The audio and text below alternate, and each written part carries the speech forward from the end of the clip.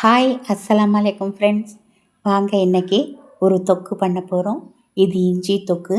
ஆனால் இது இஞ்சி மட்டும் சேர்த்து பண்ணலை, இதோட கொஞ்சம் பூண்டு சரிசமமாக தக்காளி போட்டு பண்ணியிருக்கோம். இப்போ வர வெயில் காலத்தில் நம்ம பழைய சாப்பிடுவோம், மோர் சாப்பிடுவோம், தயிர் சாப்பிடுவோம், காரம் இல்லாத கீரை குழம்பு சாப்பிடுவோம், காரம் இல்லாத சாம்பார் சாப்பிடுவோம். அதுக்காக இது சைடாக நம்ம வச்சுக்கும்போது ரொம்ப நல்ல தரமான ஒரு சைட் டிஷ்ஷாக இருக்கும். நீங்கள் பண்ணி பார்த்து வச்சுக்கலாம். ஆனால் இது கெட்டே போகாது, வெளியிலேயே வச்சுக்கலாம். இஞ்சி ஜீரணத்துக்கு பித்தத்துக்கு எல்லாம் ரொம்ப நல்லது. தக்காளியில் வைட்டமின் சி இருக்குது, அதுவும் ரொம்ப நல்லது. பூண்டில் நமக்கு அந்த கொழுப்பு கரையிற சக்தி அதில் இருக்குது. அதனால் இதுக்கு அந்த நல்லா நம்ம எடுத்துக்கிட்டோம்னா நம்ம ஹெல்த்து ரொம்ப நல்லாயிருக்கும். வாங்க இதை எப்படி பண்ணலான்னு பார்க்கலாம். இப்போ நான் ஒரு 1/4 கிலோ அளவுக்கு இஞ்சி எடுத்துருக்குறேன்.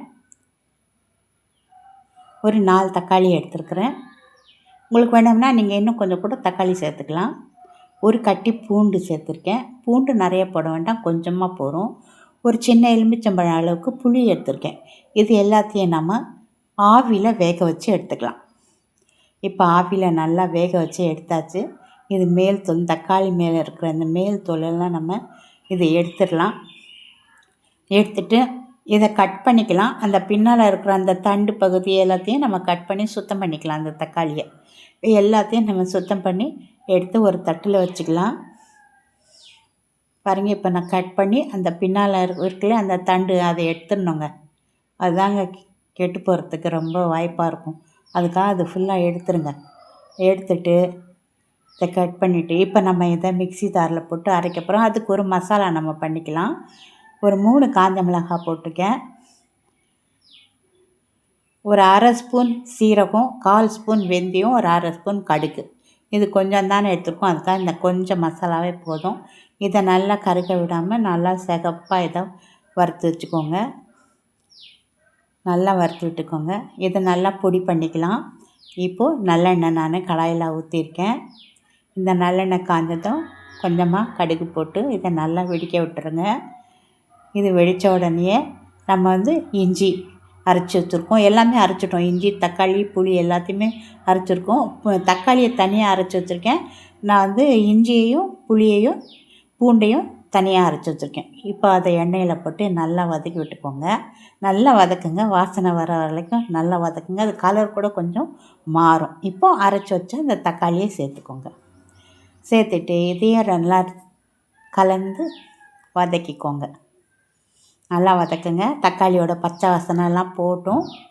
அது ஏற்கனவே நம்ம அவிச்சிருக்கோம், அவ்வளோ சீக்கிரமே அந்த பச்சை வாசனை போயிடும். இதை நல்லா வதக்கி விட்டுட்டு தேவையான அளவு உப்பு சேர்த்துக்கோங்க. உப்பு சேர்த்து ஒரு கலக்கு கலந்து விட்டுக்கோங்க.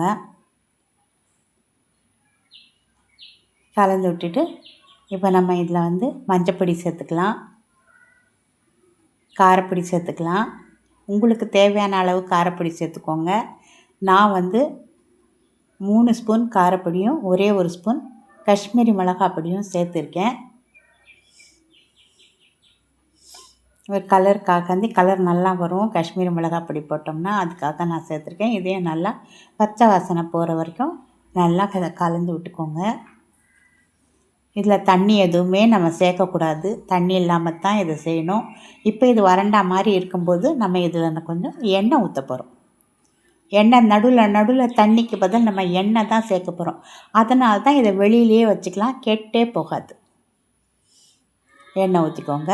நல்லா தளதளான்னு ஊற்றிக்கோங்க, ஒன்றுமே இதில் கஷ்டம் கிடையாது. இதையே நல்லா கலந்து விட்டுக்கோங்க. நல்லா கலந்து இந்த எண்ணெயெல்லாம் நல்லா அதில் அப்சர்வ் ஆகிட்டு மறுபடியும் அது பிரிஞ்சு வரணும். அது வரைக்கும் நீங்கள் இதை வதக்குங்க. அடுப்பை நிதானமாகவே வச்சுக்கோங்க. ஜாஸ்தி அனல் வைக்காதீங்க, கீழே அடி பிடிச்சிரும். நல்லா இதை வதக்கி விட்டுக்கோங்க.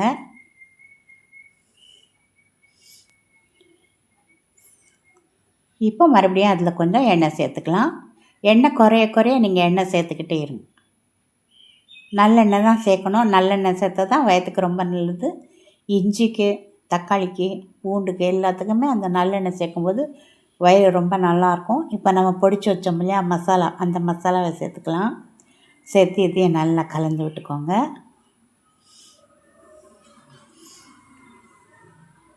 நல்லா கலந்து விட்டுட்டு மறுபடியும் இதில் நம்ம எண்ணெய் ஊற்ற போகிறோம். ஒன்று ஒன்று போடும்போது பாருங்கள், அந்த எண்ணெய் வந்து அப்படியே இழுத்துக்குது பாருங்கள். அந்த மாதிரி இழுத்துக்கும்போது நம்ம வந்து எண்ணெய் ஊற்றிக்கலாம். இப்போ வந்து டேஸ்ட்டு பார்த்துட்டு உப்பு கம்மியாக இருந்துச்சு, நான் உப்பு போட்டிருக்கேன். நீங்கள் பெருங்காயம் வேணும்னா கூட சேர்த்துக்கலாம். நான் பெருங்காயம் சேர்க்கலை இதில். ஆனால் சேர்த்தா நல்லா தான் இருக்கும். நான் இஞ்சி போட்டிருக்கேனே அப்படின்றதுனால நான் பெருங்காயம் சேர்க்கலை. உங்களுக்கு பெருங்காயம் பிடிக்கணும்னா நீங்கள் பெருங்காயம் கொஞ்சம் சேர்த்துக்கோங்க. அவ்வளோதாங்க, இஞ்சி தக்காளி ரெடி ஆகிடுச்சி. ரொம்ப நல்ல ஒரு டிஷ்ஷு. கண்டிப்பாக செஞ்சு பாருங்கள் ஃப்ரெண்ட்ஸ். இது வெயிலுக்கு இந்த கொஞ்சம் இஞ்சி வந்து சூடு தான் ஆகும் உடம்புக்கு. அதுக்காக தான் நான் தக்காளி சேர்த்துருக்கேன். இந்த தக்காளி சேர்த்ததுனால அவ்வளோ சூடு ஆகாது. ரெண்டுத்துக்கும் சரியான ஈக்குவலாக தான் இருக்கும். அது ரொம்ப டேஸ்ட்டாக இருக்கும். நம்ம வெறும் சாதம் வடித்து ஒரு தயிர் வச்சு இந்த மாதிரி வச்சு நம்ம சாப்பிட்றலாம். இந்த வெயில் காலத்தில் ஜம்முன்னு இதை நல்லா நம்ம தள்ளி விட்றலாம். வெயில் காலத்தை கண்டிப்பாக நீங்கள் செஞ்சு பாருங்கள். பிடிச்சிருந்தால் லைக் பண்ணுங்கள், கமெண்ட் பண்ணுங்கள். புதுசாக பார்க்குறவங்க சப்ஸ்கிரைப் பண்ணி சப்போர்ட் பண்ணுங்கள் ஃப்ரெண்ட்ஸ். இது வரைக்கும் நீங்கள் பார்த்ததுக்கு ரொம்ப ரொம்ப நன்றி. வணக்கம். அஸ்ஸலாமு அலைக்கும்.